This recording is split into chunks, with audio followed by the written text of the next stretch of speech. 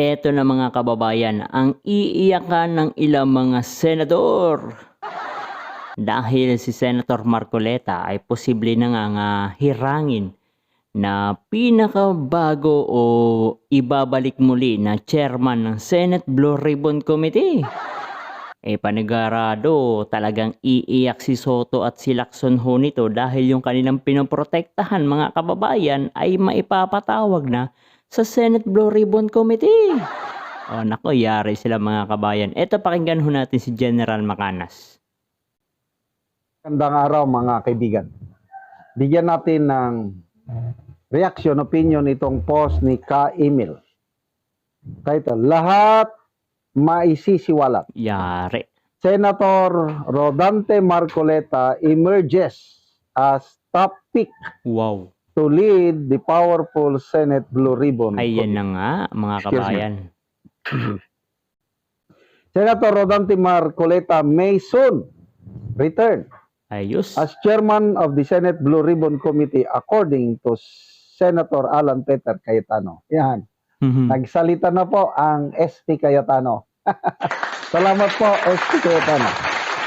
In a recent statement, Cayetano revealed that Marcoleta is among the leading contenders to head the influential committee, which is tasked with investigating alleged anomalies and issues involving public interest in government. Ayun, yari na ho sila dito mga kababayan.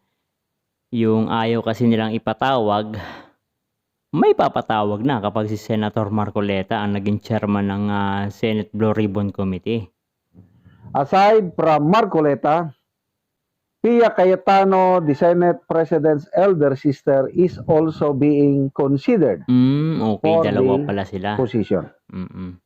The Blue Ribbon Committee is one of the most powerful panels in the Senate, often handling high-profile investigations involving corruption, misuse of public funds, and accountability of government officials. So lalong-lalo na talaga itong flood control. Mayayari talaga sila.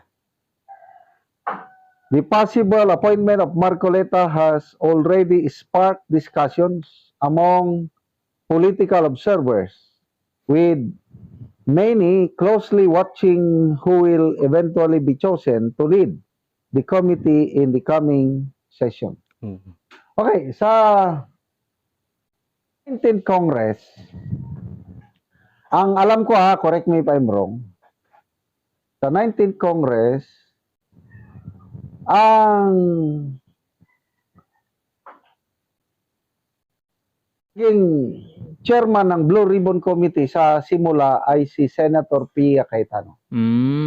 Kaya hinawakan niya na yan. Okay. So meron palang Later history. on, may mga changes, parang ibinigay kay Senator Francis Tolentino. Yun ang pagkakalam ko. Ay di, that was 19th Congress. 19 or 18? Posible na dalawa ang pinagpipilian. Kasi kailangan dito is abogado, abogada ang ano. Yan, abogado o abogada dapat talaga yung mag-iimbestiga. Kasi yung abogado, abogada, may alam yan sa batas kabayan eh. Itong si Lacson, itong si Soto, hindi sila abogado eh. Although na si Lacson mga kababayan ay masasabi ho natin is dating pulis. Pero mas maganda talaga abogado. Iba kasi kung abogado eh. Yang si Lacson, magaling pa naman na investigador. Kaso, pwede sana yun kahit hindi siya abogado. Sayang. Sayang. Mapakanta na lang tayo. Ayaw kasi imbitahan ni Lacson mga kababayan. Di sana nagkasunto ang sambayan ng Pilipino na suportahan itong si Lacson eh.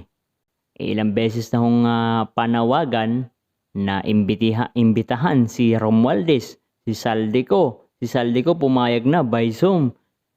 Yung mga secretary, undersecretary, ito si Bersamin, ayaw ho nilang imbitahan mga kababayan kasi hindi daw sangkot.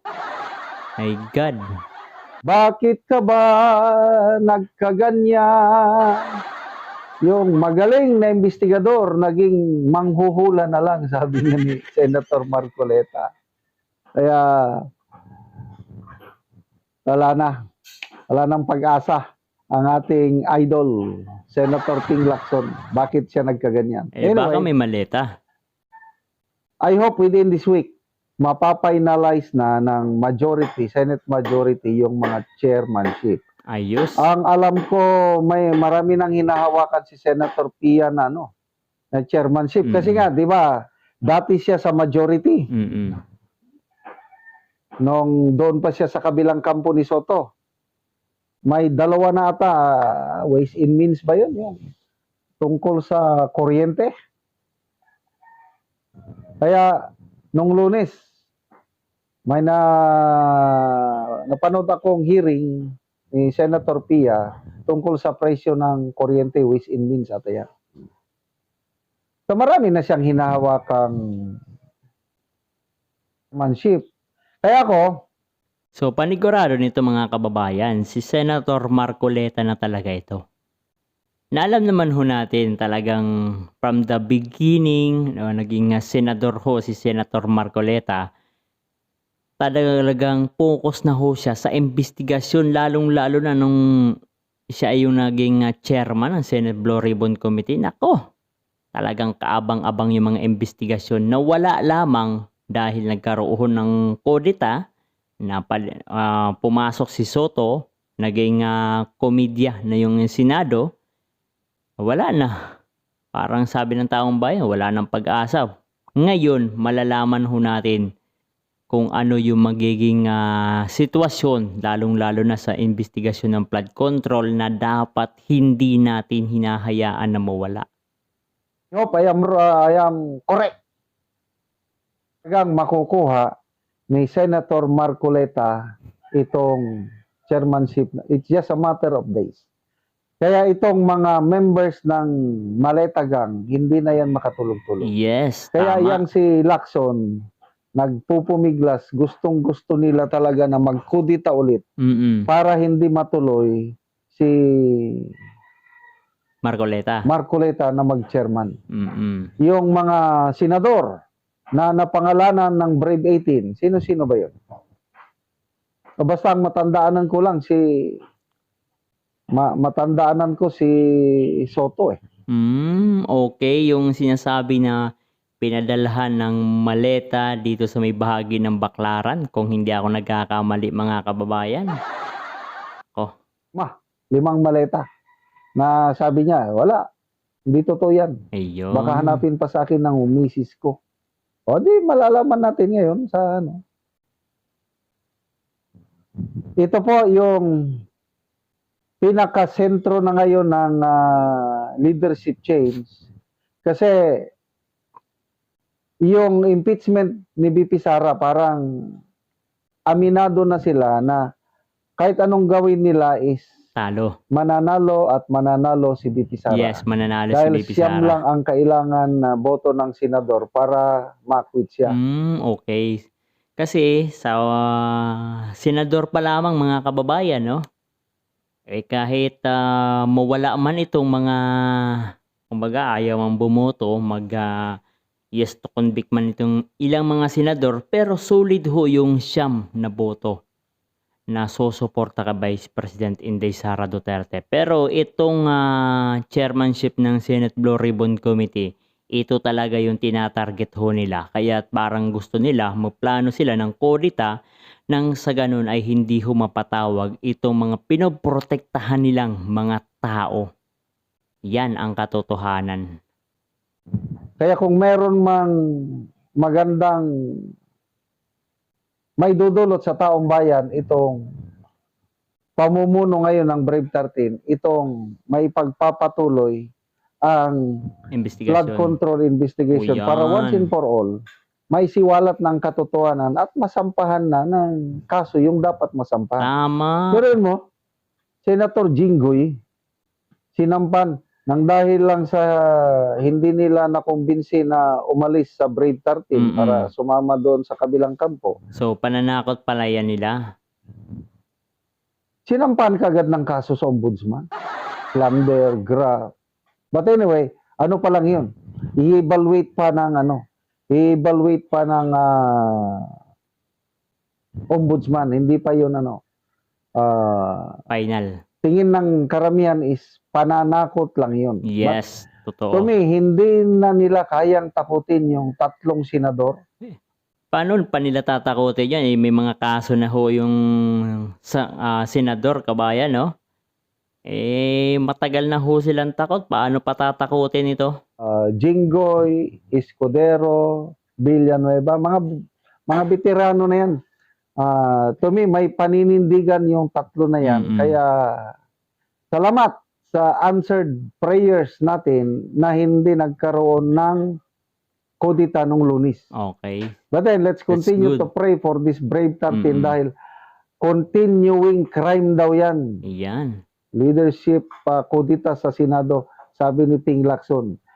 So, yan mga kababayan ang naging na reaction opinion ni General Macanas. So, buti na lamang ho talaga ay hindi nagtagumpay itong kudita na gustong mangyari nila para pigilan itong investigasyon ng Senate Blue Ribbon Committee kung saan posibleng uupo bilang chairman itong si Senator Marcoleta. Na alam naman ho natin na kapag si Senator Marcoleta na ang umupo dyan, ipapatawag yung 2 Bersamin, ipapatawag si Romualdez, ipapatawag si Saldico. Itong si Saldico siguro hindi na ito uuwi, pero baka pumayag itong si Senator Marcoleta na magsalita via Zoom, no? Kumbaga makausap, at least marinig, kabayan, ang sinasabi ni Congressman o dating Congressman Saldico. Yan, malalaman ho natin yan. At maipapatawag ang ilang mga politikong sangkot, lalong-lalo na itong mga congressman na alam naman ho natin na galit sila kay Vice President Inday Sara Duterte sa hindi malamang dahilan. Ang dahilan pala, kabayan, ay makukulong sila kapag naging presidente si VP Sara Duterte. Yun ang dahilan kung bakit ayaw nila na maging presidente si Inday Sara Duterte. Dahil makukulong sila once na naging presidente na. Ang ating vice presidente ngayon na hinuhusgahan nila, binabatuhan nila ng kung ano-anong paninira. Samantala, yung mga bilyones na pinamudmud sa kanila, walang investigasyon, mga kababayan. So, antay-antay na lamang ho tayo at maybe this coming June, mga kababayan, ay mag-start na yung trial ng impeachment complaint at maririnig ho natin, kabayan, ang mga sasabihin, mga ebidensya at mga cross-examine na gagawin ng ilang mga abogadong matitindi. Talagang iiyak dito yung mga prosecutor.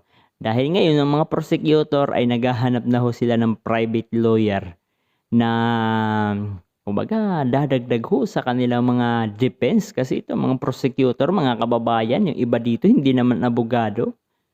Yung iba dito parang umano lang sila, kumbaga, naging congressman lang, naging kasama sa party list. Pero hindi sila mga abogado, mga kababayan. Kaya, it is a bloodbath, kabayan, na ating aabangan.